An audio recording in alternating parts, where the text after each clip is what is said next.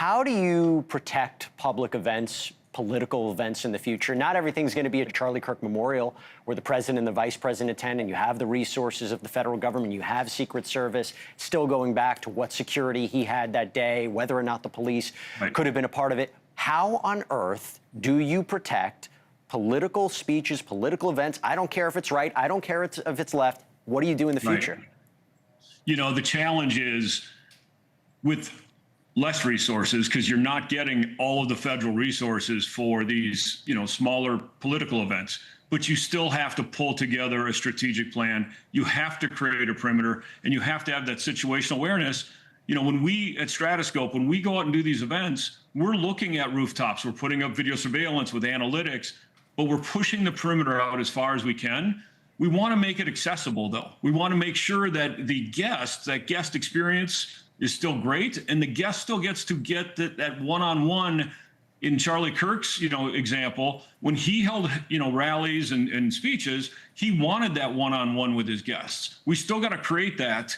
We got to give the speaker the opportunity to have that, but by doing that, we create risk. So, and that's the point.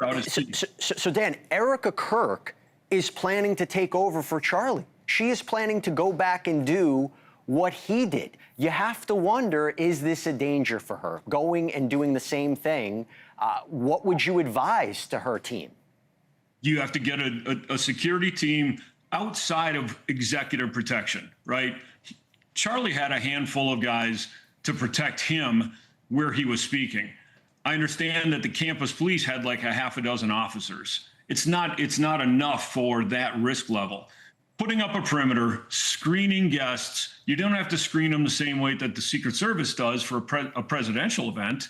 There's different ways to screen and make sure that I've mitigated the threat of that handgun or that explosive. And then I'm looking at my high points. Let's take care of rooftops. Let's secure those areas. I think that's really critical going forward. And we got to, the key thing here is it's not business as usual. Right?